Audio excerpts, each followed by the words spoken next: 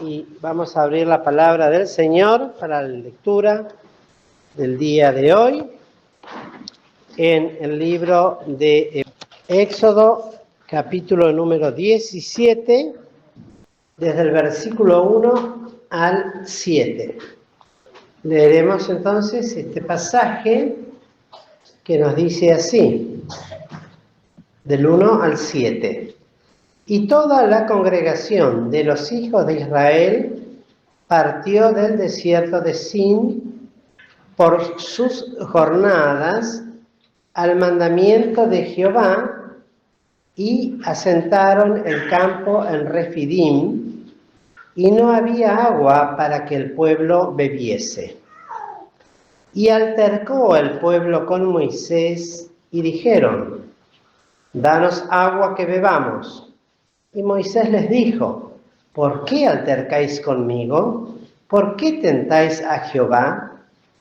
Así que el pueblo tuvo allí sed de agua, y murmuró contra Moisés y dijo: ¿por qué nos hiciste subir de Egipto para matarnos de sed a nosotros y a nuestros hijos y a nuestros ganados? Entonces clamó Moisés a Jehová diciendo: ¿qué haré con este pueblo? De aquí a un poco me apedrearán. Y Jehová dijo a Moisés: pasa delante del pueblo y toma contigo de los ancianos de Israel, y toma también en tu mano tu vara, con que heriste el río, y ve. He aquí que yo estoy delante de ti, allí sobre la peña en Horeb, y herirás la peña, y saldrás de ella aguas, y beberá el pueblo. Y Moisés lo hizo así en presencia de los ancianos de Israel.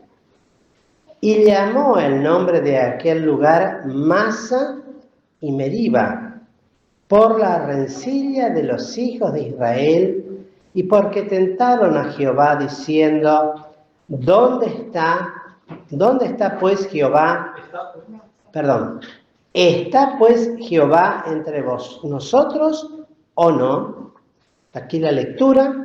Le voy a dar lugar directamente a nuestro hermano Alfredo, que pase, que nos guíe en la palabra del Señor esta tarde. Vamos a tener una palabra más de oración. Padre nuestro que estás en los cielos, gracias queremos darte porque hasta aquí nos has guardado y bendecido.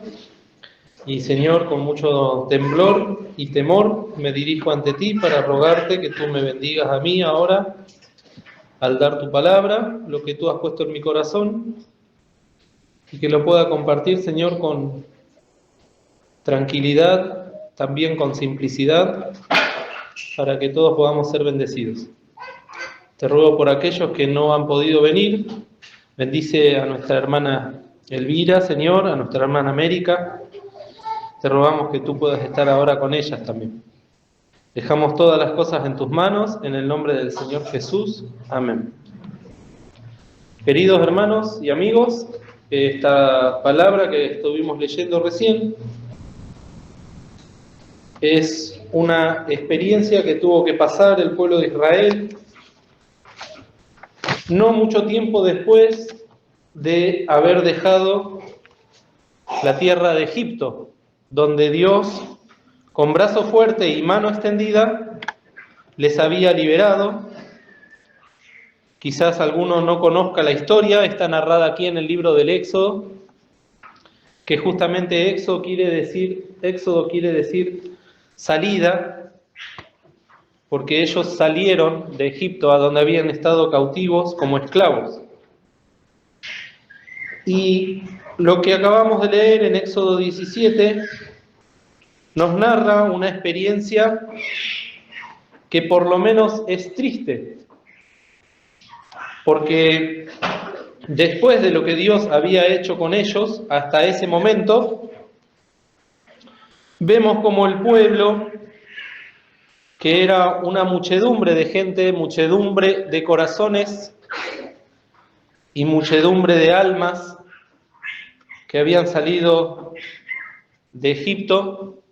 Siempre decimos este dato para que aquellos que todavía no lo sepan puedan tener una dimensión de la cantidad de gente que iba en el desierto, aproximadamente 2 millones de personas, entre hombres, mujeres, niños y ancianos. Y acá la palabra de Dios relata al pueblo como si fuese una sola persona. Así es como lo veía Dios. Una sola familia, o en alguna parte también habla como una sola casa, la casa de Israel. Y como les decía, no era la primera vez que Dios había hecho maravillas con ellos. Ya pudieron ser testigos de todas las plagas que Dios envió sobre los egipcios para liberarlos, de cómo Dios los hizo cruzar el Mar Bermejo y cómo les había llevado hasta ese lugar. Y sin embargo, si vamos unos capítulos atrás, en el capítulo 15, luego de que los egipcios habían sido destruidos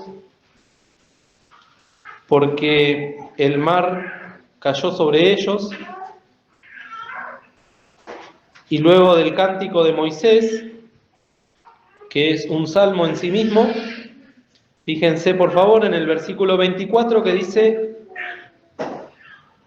entonces el pueblo murmuró contra Moisés y dijo: ¿qué hemos de beber? Porque habían encontrado aguas amargas y no se podían beber.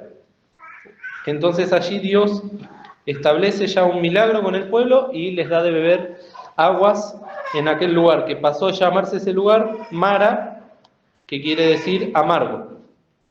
En el capítulo siguiente, en el 16,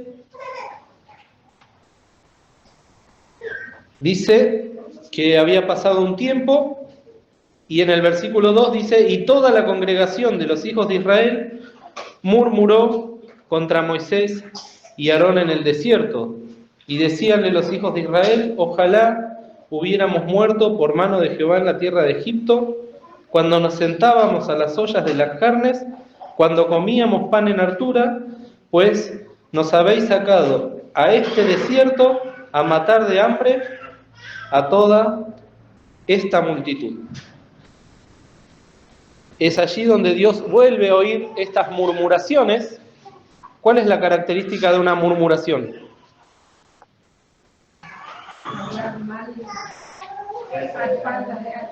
Primero, que se hace diciendo cosas malas. No hay murmuraciones buenas. O por lo menos así lo relata la palabra en este aspecto. Por otro lado, que se hace pensando que nadie nos oye. Pensemos, 2 millones de personas, en este caso como un solo corazón, y Dios viendo esos corazones y esos labios que cuchichean, se dice ahora, ¿no? Y murmuraban, en este caso contra el siervo de Dios, del cual en la última oportunidad vimos que hasta su hermana y su hermano también murmuraban de él, y Dios estaba allí, ¿qué? Escuchando. Fíjense ahí en el 16:8. Dijo Moisés: Jehová os dará a la tarde carne para comer y a la mañana pan en hartura, por cuanto Jehová ha oído vuestras murmuraciones con que habéis murmurado contra él. Que nosotros, ¿qué somos?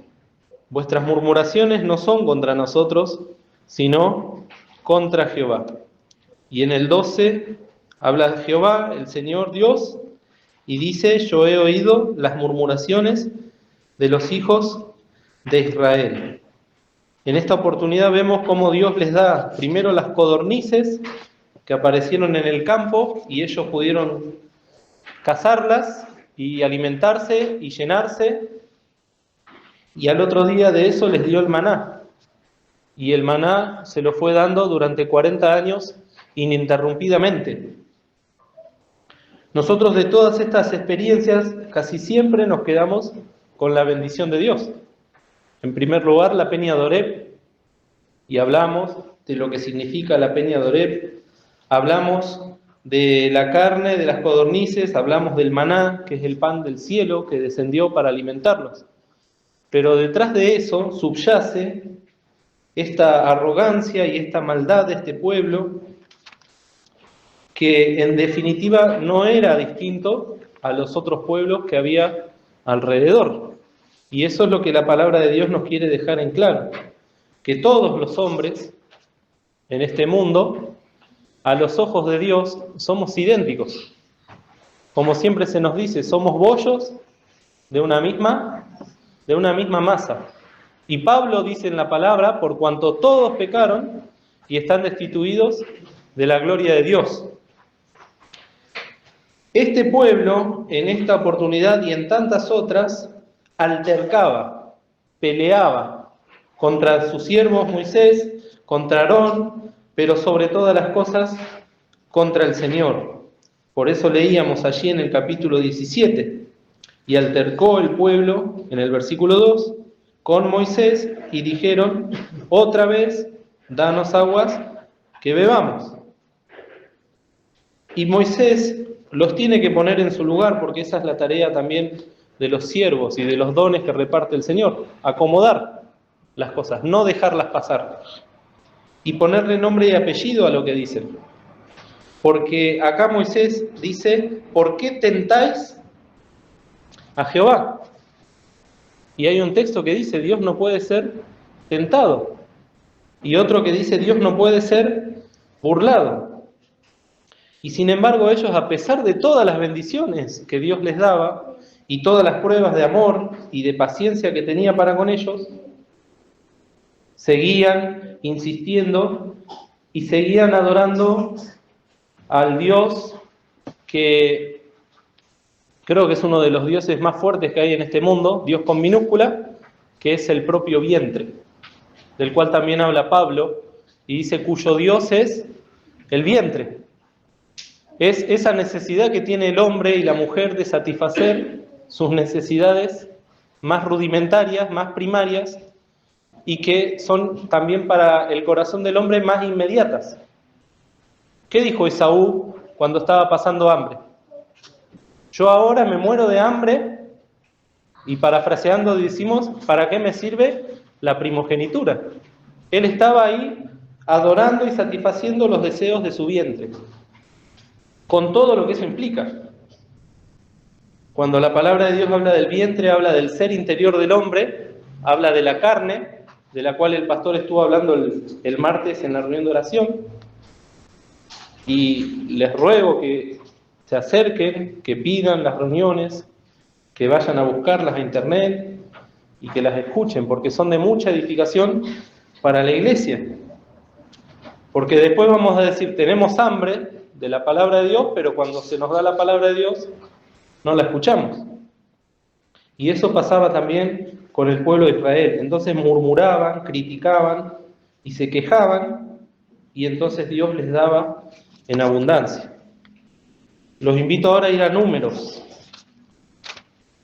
Números capítulo 14.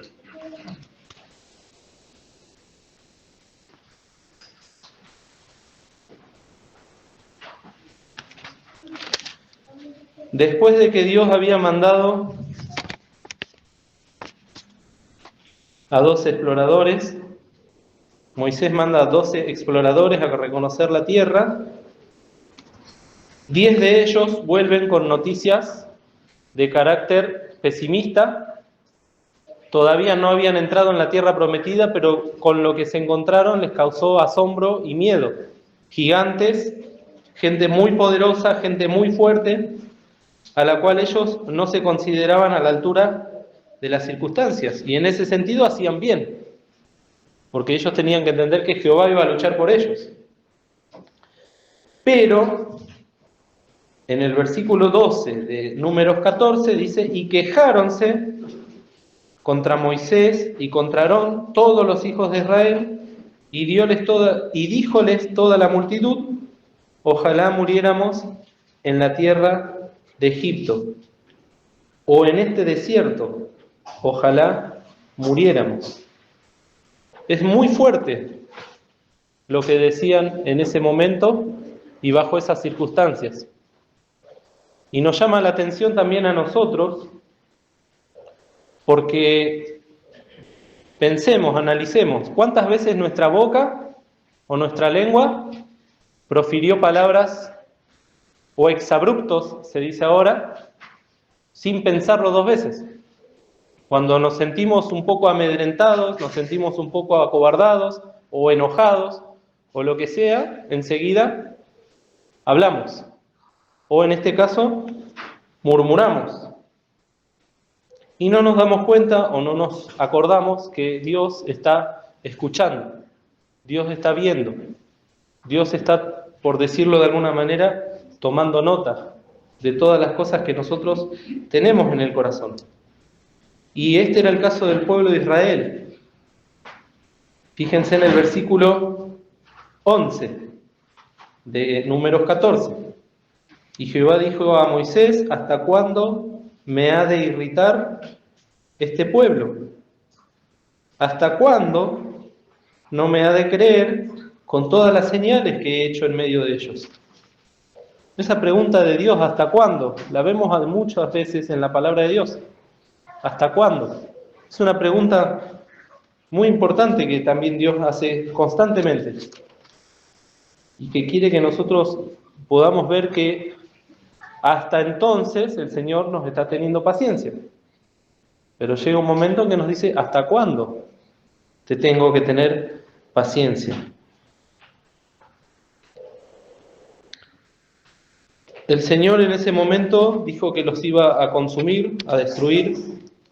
En el versículo 12, Moisés, que era el hombre más manso sobre la tierra y que amaba genuinamente a su pueblo y que, como leímos la otra vez en Hebreos, era fiel sobre lo que Dios le había puesto, intercede una vez más y ruega por este pueblo, pero Dios les perdona la vida en esa oportunidad, pero después dice en el versículo 20: entonces Jehová dijo: yo lo he perdonado conforme a tu dicho, mas ciertamente vivo yo y mi gloria hinche toda la tierra, que todos los que vieron mi gloria y mis señales que he hecho en Egipto y en el desierto, y me han tentado ya 10 veces, y no han oído mi voz, no verán la tierra de la cual juré a sus padres, no, ninguno de los que me han irritado la verán.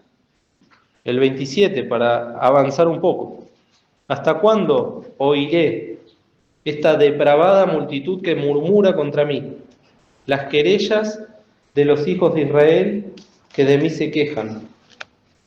Y después viene entonces este castigo que se tuvo que cumplir inexorablemente, se tuvo que cumplir sí o sí, porque cuando Dios sentencia algo, esa sentencia se cumple.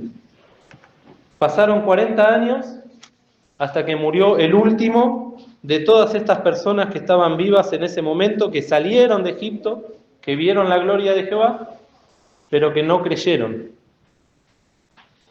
Y luego, cuando murió el último de estas personas, y quedaron solamente los que tenían de 20 años para abajo, recién ahí pudieron entrar.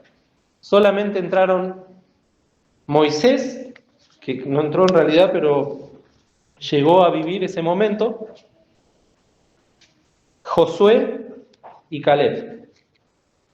Todos los demás cayeron postrados en el desierto. Si vamos ahora al Salmo número 95,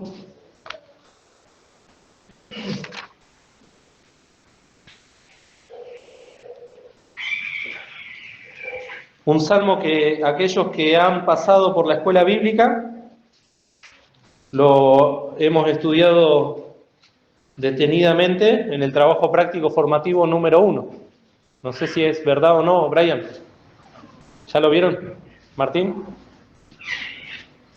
El trabajo práctico formativo número 1 que se da en la escuela bíblica, que lo diera en su momento el pastor Armando Di Pardo, y que se llama Venid, celebremos y venid, adoremos. Es un pasaje muy hermoso para meditar, que nos descubre que el autor del Salmo es el rey David. Por lo tanto, ya sabemos que pasaron más o menos 500 años entre la situación que vimos de Moisés y lo que escribió David, porque David vivió más o menos en el año 1000 antes de Cristo.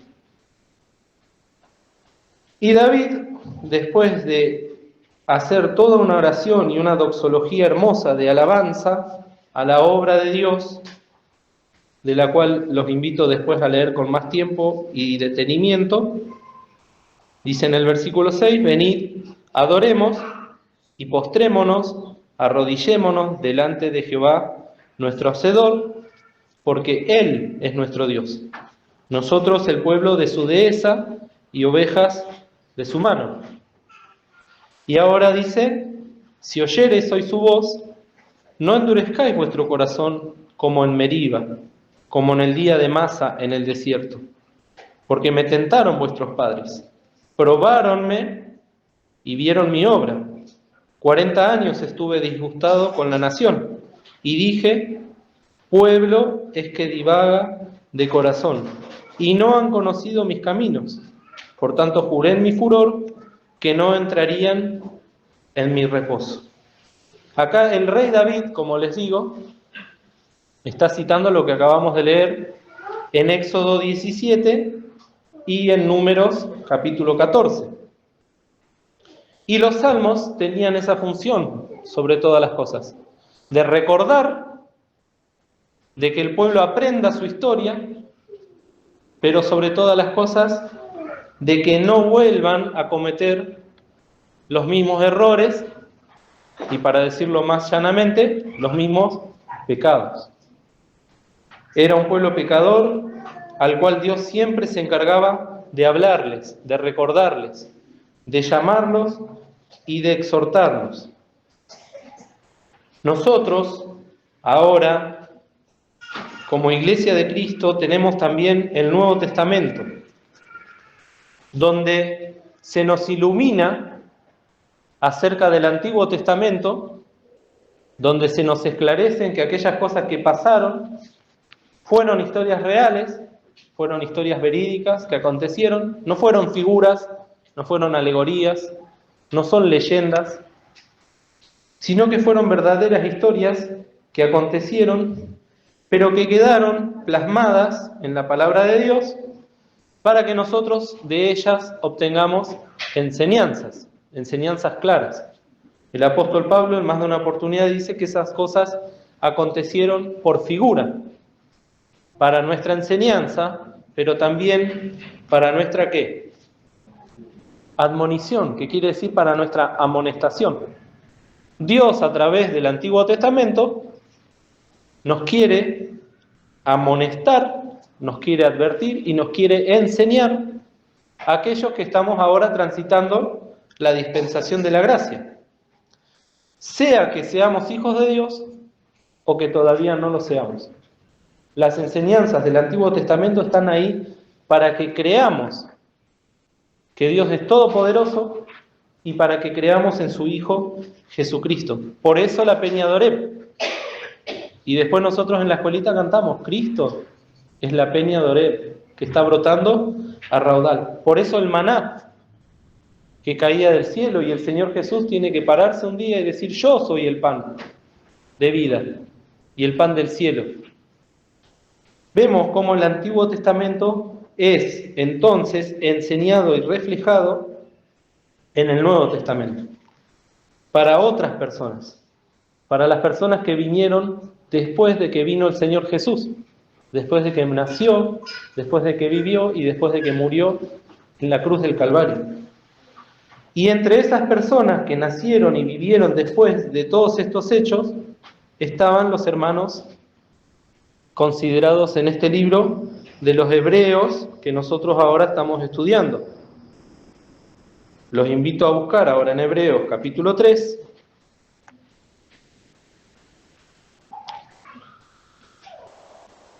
En la página 245.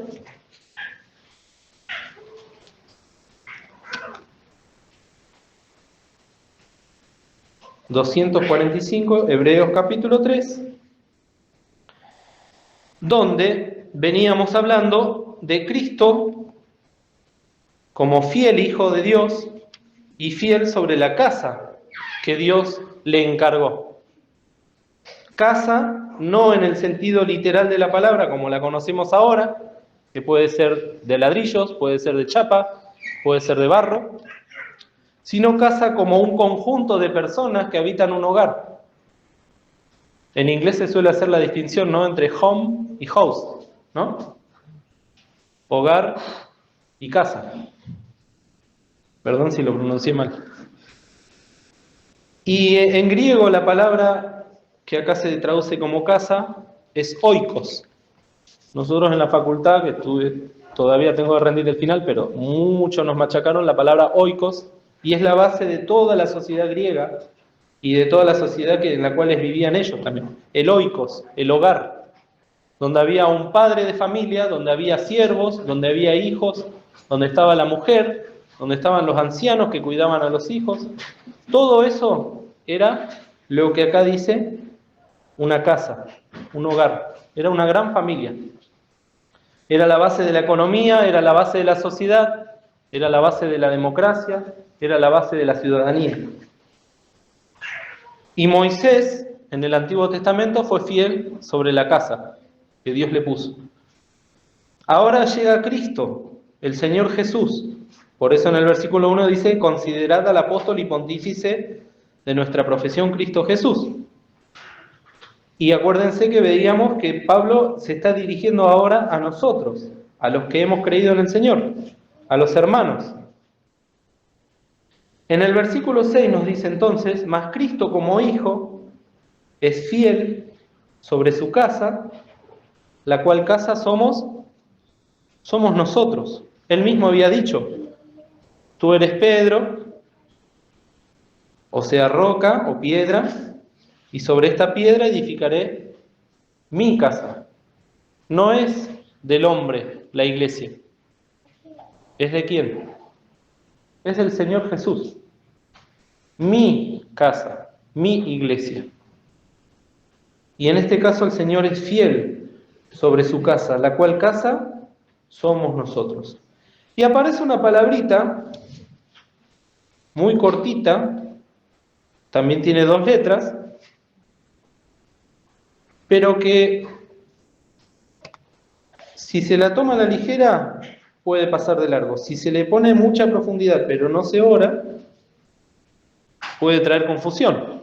Esa palabrita es sí.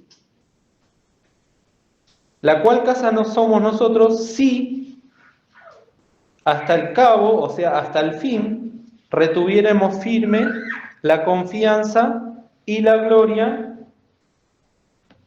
¿de qué? De la esperanza.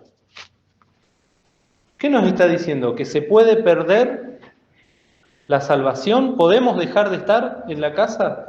O sea, en el hogar, en la familia de Dios.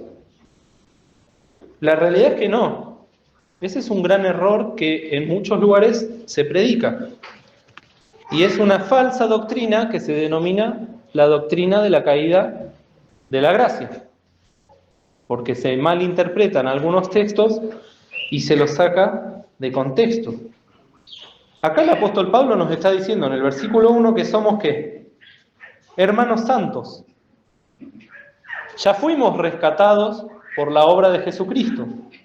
Ya fuimos hechos hijos de Dios, como se leía hoy en el Juan 1, a los que creen en su nombre.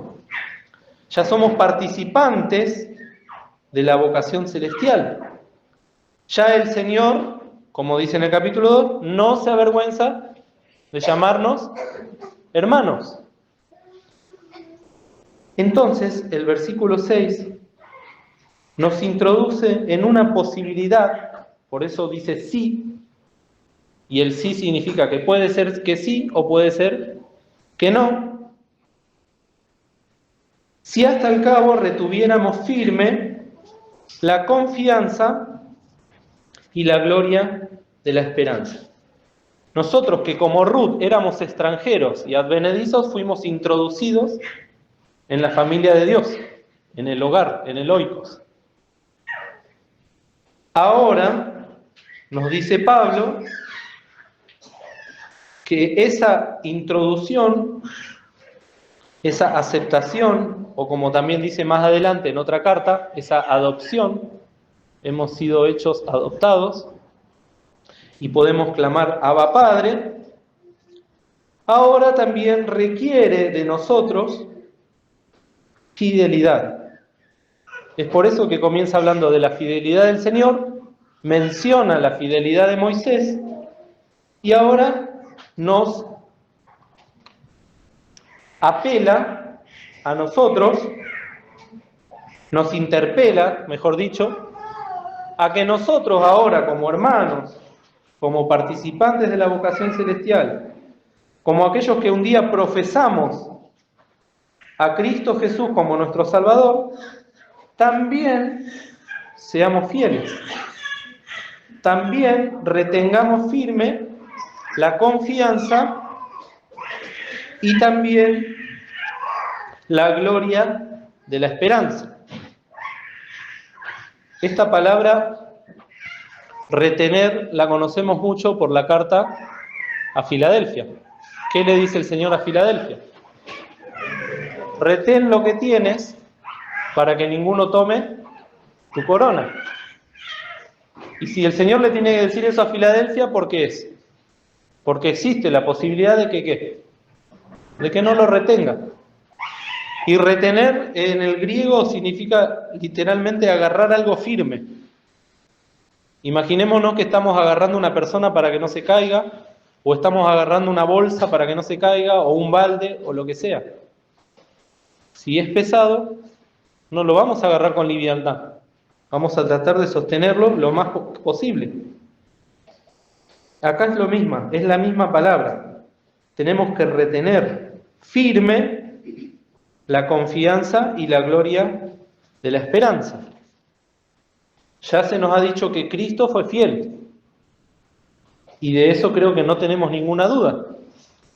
Pero ahora, a partir de este versículo, nosotros ¿confiamos en Cristo?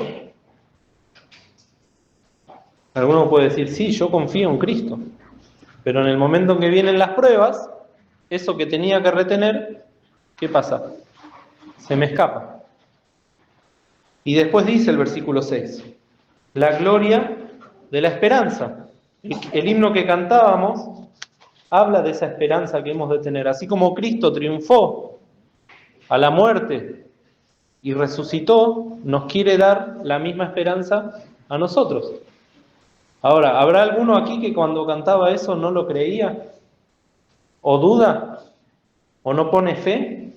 ¿O todos lo cantábamos con la misma esperanza y afirmada y reteniendo esa esperanza, esa gloria de la esperanza?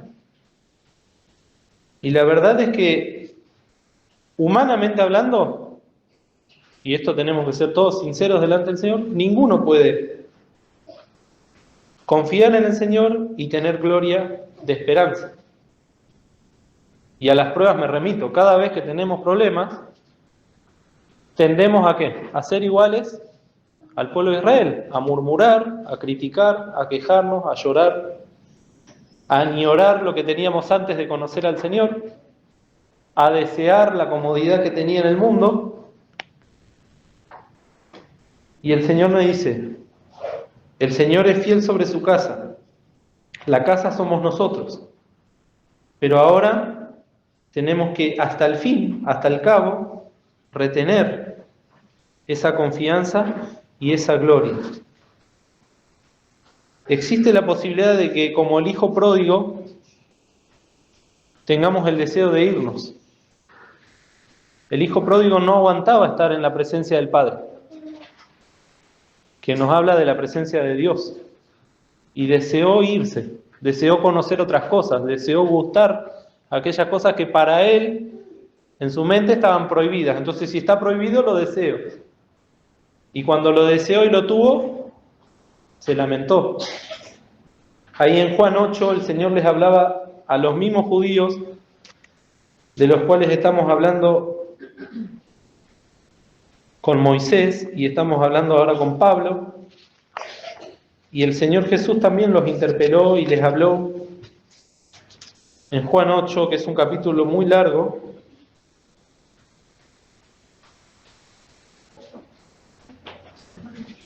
Juan 8, página 114. El 34. Se puede leer desde antes.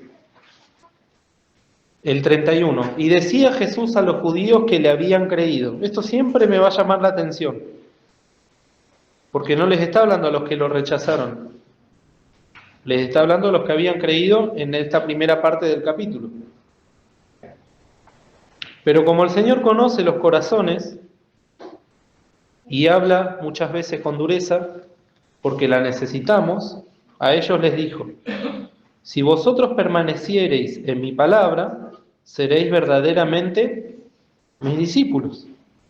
Quiere decir que hay discípulos que son de Cristo, pero que no son verdaderos. ¿Y por qué no son verdaderos? Porque no permanecen en sus palabras. Toman una parte de la Biblia y rechazan la otra. Esto me sirve, esto no me sirve. Y de esto desprendemos que hay discípulos que no son verdaderos. El 32. Y conoceréis la verdad. Y acá viene la obra del Espíritu Santo que vino a este mundo a revelarnos la verdad, que es Cristo, porque Él dijo: yo soy el camino y la verdad y la vida. Y la verdad os libertará.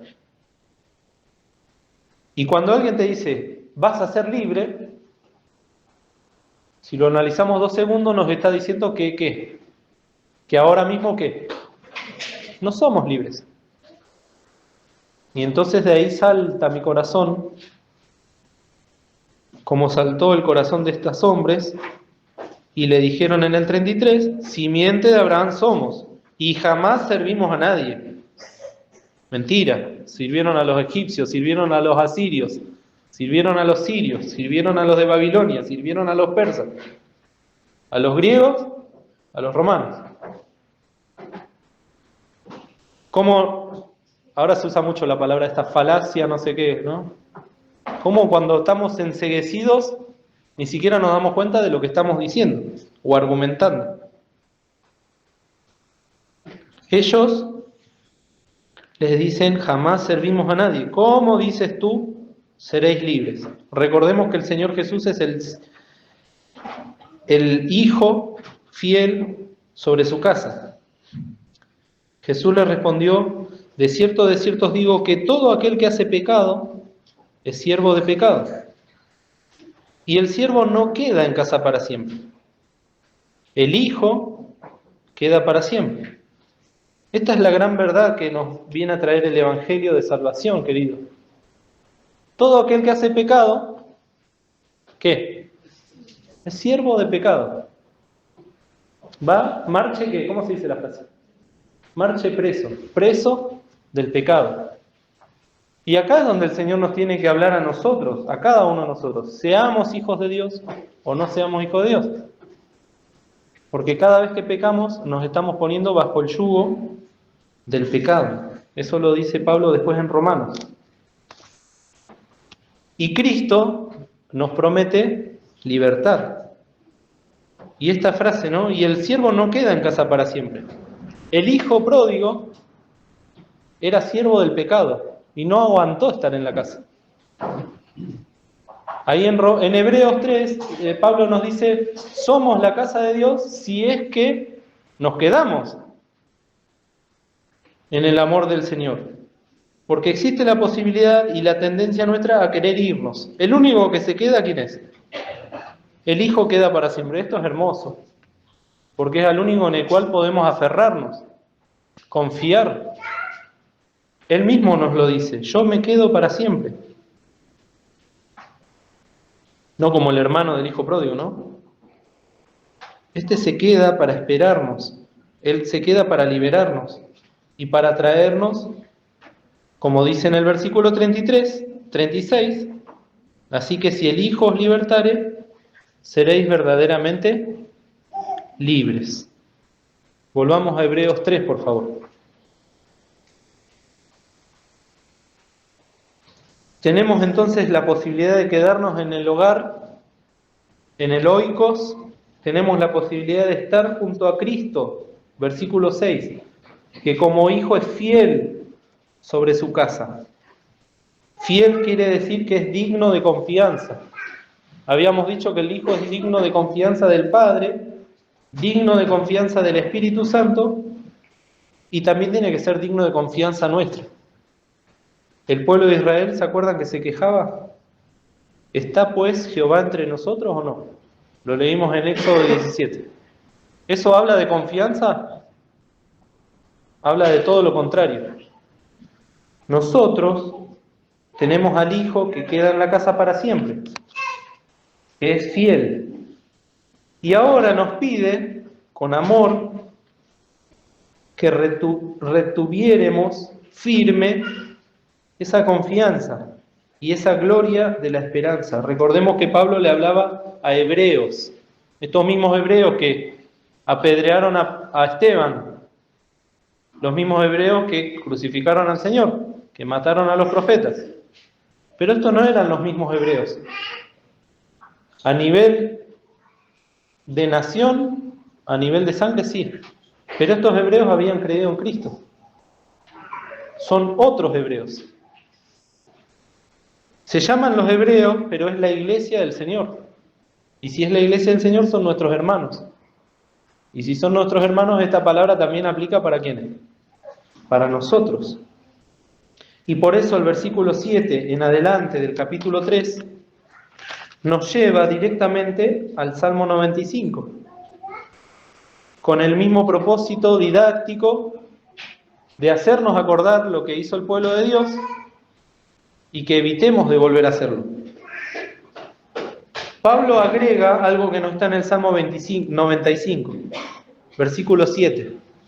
Por lo cual, como dice el Espíritu Santo, eso no está en el Antiguo Testamento, pero el Espíritu Santo se lo revela a Pablo. En otra parte va a decir, como escribe David. Creo que es en el capítulo 4. Pero entonces vemos la voz del Espíritu Santo, la tercera persona de la Santísima Trinidad, que no le interesa, perdonen si lo digo así, que nos pongamos a bailar, a saltar, a cantar. Él lo que quiere es que si oyéremos hoy, 13 de julio del 2025, su voz, ¿qué tenemos que hacer? ¿Cómo tenemos que responder? No endureciendo vuestros corazones. Y ahí viene literal, prácticamente literal, como está el Salmo 95 escrito.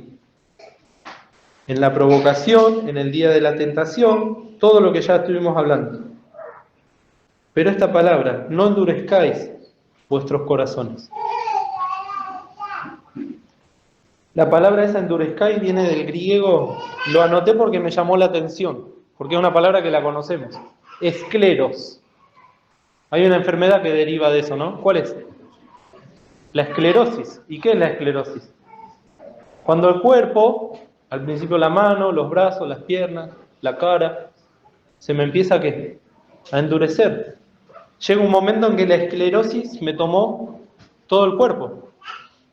Y en ese momento el corazón que bombea sangre deja de bombear sangre y la persona fallece. Acá dice que comienza el endurecimiento, la esclerosis, ¿en dónde? En el corazón. Dice que se puede traducir como seco, como tieso o como duro. Y ahí es donde está apuntando el Espíritu Santo, y como después se ve en otro estudio de la escuela bíblica, a la raíz del problema, que la palabra de Dios lo define como el Abón. Y Abón es una fuente de iniquidad. Fuente en el sentido de que sale agua, ¿no? Pero en vez de salir agua, ¿qué sale? Iniquidad. Iniquidad es pecado, es podredumbre. Entonces, escuchemos, queridos, en esta noche, la voz del Espíritu Santo, que ha venido para redarguir. Miren lo que vuelve a decirles después el apóstol a los hebreos en el capítulo 12.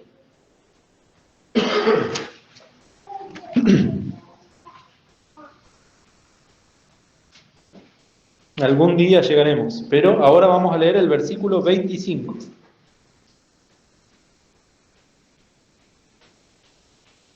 Mirad, Hebreos 12, 25. Mirad que no desechéis al que habla, ya sea la maestra de la escuela dominical, el pastor o cualquier hijo de Dios que me viene a traer la palabra. Porque si aquellos no escaparon, que desecharon al que hablaba en la tierra, mucho menos nosotros, si desecháramos al que habla de los cielos. Y esto no se lo está diciendo a los hebreos que no creyeron. Otra vez repito, se lo está diciendo a los hijos de Dios. Y uno puede decir, ¿cómo voy a desechar al que habla? Y sí, está en mi naturaleza. ¿Cuántas veces murmuramos diciendo, ese que está ahí adelante me va a enseñar a mí? Si yo sé lo que hace, yo sé lo que hizo, yo sé lo que es. Y acá el Señor tiene que ser duro con esta exhortación. Yo siempre la leo, porque la necesito. Mirad que no desechéis al que habla. Queridos, en esta noche la exhortación es muy clara. Hemos visto lo que es el pueblo de Israel. Hay muchísimos textos que hablan de su corazón, que hablan de la dureza. En Isaías dice, mas ellos fueron rebeldes e hicieron enojar su Espíritu Santo. Nos dice ahí en el Salmo, ¿no?, que divagaban de corazón, no han conocido mis caminos. ¿Cuántas cosas? Pero ahora nosotros hemos creído en el Señor Jesús. Hemos confesado que Cristo es nuestro Salvador. ¿Vamos a seguir los mismos pasos que estas personas, que este pueblo? ¿No tenemos la oportunidad ahora de por fin vencer a ese tirano que es el pecado que nos tiene cautivos? Tenemos la posibilidad, porque Cristo nos ha hecho libres. Y tenemos la posibilidad de esta vez de elegir quedarnos en la casa. El pueblo de Israel no entró en el reposo. Quiere decir, no entraron a la tierra prometida. Hoy se hablaba a la mañana, analizando el texto de Mateo, que el Señor nos quiere dar descanso para nuestra alma. El primer descanso, si no entendí mal, es el de la salvación. Es lo primero que el Señor nos quiere dar. Y la invitación está para cada uno de nosotros en esta noche también. ¿Hay alguno que se siente cansado a causa del pecado? Es muy probable que Cristo todavía no entró en su corazón. Y el Señor, ahí está el textito, ahora está tapado. Venid a mí todos los que estáis trabajados y cargados, que yo os haré descansar. Y hallaréis reposo para vuestra alma. Es una invitación. ¿Hay alguno acá que quiere hallar descanso? ¿Quiere hallar reposo? La invitación está. En un rato vamos a bajar los rostros. Pero también ese reposo nos habla a los hijos de Dios, que también el pecado nos cansa, que también el pecado nos fatiga, y que todo esto está traducido en Hebreos capítulo 3 en una actitud de infidelidad y de falta de fe. Lo dice bien claro el apóstol en Hebreos capítulo 3, versículo 12. Ya vimos el ejemplo del pueblo de Israel, ahora de nuevo nos habla a nosotros. Ya no podemos hablar del pueblo de Israel. Ahora está la iglesia, ahora estamos nosotros. Y en el 12 dice, mirad hermanos, que en ninguno de vosotros haya corazón malo de incredulidad para apartarse del Dios vivo. Y de nuevo, si nos tiene que decir esto es porque existe la posibilidad de que nos apartemos, de que nuestro corazón, que es malo, que es perverso, más que todas las cosas, quiera alejarse del Señor. Y luego vienen los dones preciosos y el amor fraternal, Hebreos 13:1. En el versículo 13 dice: antes de que pasen estas cosas tan tristes, exhortados los unos a los otros, los domingos, ¿cuándo? Cada día, cada día.